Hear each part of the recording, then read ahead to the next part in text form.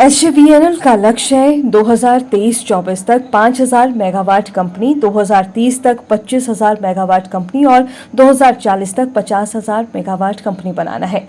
वर्तमान में एचवीएनएल का कुल परियोजना पोर्टफोलियो 55,905 मेगावाट है, जिनमें से 2,091.5 मेगावाट परिचालन में, 4,438 मेगावाट निर्माणाधीन, 12,678 मेगावाट पूर्व निर्माण के अधीन और सर्वेक्षण और जांच चरण में है। अरुणाचल प्रदेश में विद्युत मंत्रालय भारत सरकार द्वारा पहचानी गई 2,507 मेगावाट की क्षमता परियोजनाएं, 13,190 मेगावाट क्षमता की पंप स्टोरेज परियोजनाएं और 21,000 मेगावाट क्षमता की नवीकरणीय परियोजनाएं आवंटन के अधीन है। वहीं एचवीएनएल ने वित्तीय वर्ष 2022-23 में अब तक का सबसे अधिक 3,299 करोड़ रुपए का राजस्व दर्ज किया है, जो कि गत वर्ष 2,626 करोड़ रुपए था। वित्तीय वर्ष 2022-23 में कर पश्चात लाभ 1,363.45 करोड़ रुपए दर्ज किया गया है, जो कि गत वर्ष में 977.5 करोड़ था।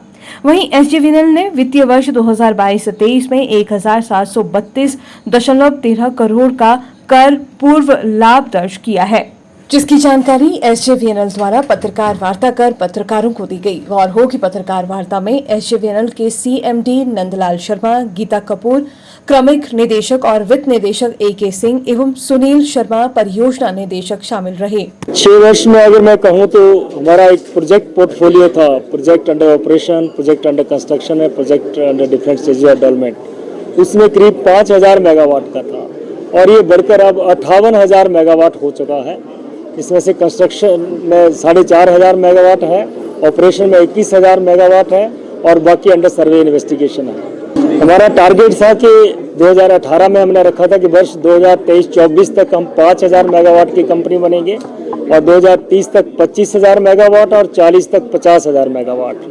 तो इसमें 2100 मेगावाट तो अंडर ऑपरेशन है और 4,500 मेगावाट जो है अंडर कंस्ट्रक्शन है, जिसमें से करीब 4,000 मेगावाट एक साल के भीतर आ जाएगा और हम 5,000 मेगावाट की कैपेसिटी से बढ़कर 6,000 मेगावाट की कंपनी एक साल के अंदर बन जाएंगे और अगले 3 वर्ष में ये 12,000 मेगावाट हो जाएगा और 2030 तक तो 25,000 मेगावाट से भी अधिक बढ़ जाएगा। जो कमीशन है 2100 मेगावाट के करीब जो है वो कमीशन हमारे 1912 मेगावाट हाइड्रो है और 180 मेगावाट रिन्यूएबल है और जो अंडर कंस्ट्रक्शन है उसमें से 1,500 मेगावाट हमारा सोलर है और करीब 2100 मेगावाट जो हमारा हाइड्रो है और 1,320 मेगावाट थर्मल है।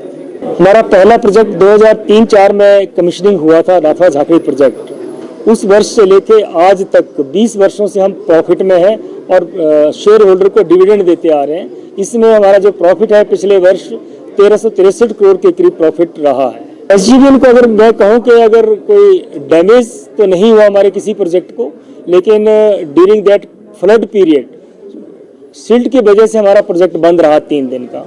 तो 3 दिन की जनरेशन अगर मैं कहूँ कि कोई 150 मिलियन यूनिट की जनरेशन, मतलब 15 करोड़ यूनिट की जनरेशन, उसके हिसाब से कोई 60-70 करोड़ का लॉस अगर मैं कहूँगा जनरेशन का हुआ है हमारा।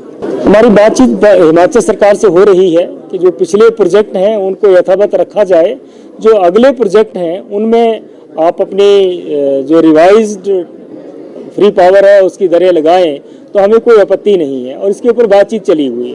ये भी विचाराधीन है। भारत सरकार और हिमाचल प्रदेश सरकार के बीच बात चली है, एक बैठक भी रखी गई है, उसमें क्या निर्णय होता है। ये प्रोजेक्ट टू प्रोजेक्ट है, कम या ज़्यादा की बात नहीं है कि अगर प्रोजेक्ट आसान प्रोजेक्ट है तो टैरिफ कम होता है, जो टफ प्रोजेक्ट है उसमें टैरिफ ज़्यादा होता है। और एक बात मैं बताऊँ कि जो ईजी प्रोजेक्ट है वो अब हो चुके हैं और जो बैलेंस अनहार्नेस्ड पावर है वो टफ स्टेशंस के ऊपर है। उनमें सड़कें भी बनानी पड़ेगी, ट्रांसमिशन लाइन भी बनानी पड़ेगी, टैरिफ भी ज़्यादा पड़ेगी, तो उनकी टैरिफ ज़्यादा आ रही है। शेयर मार्केट में जैसे मैं अपने वक्तव्य में भी कहा कि इसमें जब हमने IPO किया था 2010 में, उसमें 26 रुपये में शेयर वैल्यू थी और इसमें 28 सितंबर 2023 को हमारी शेयर वैल्यू 73 रुपीज़ 15 पैसा है।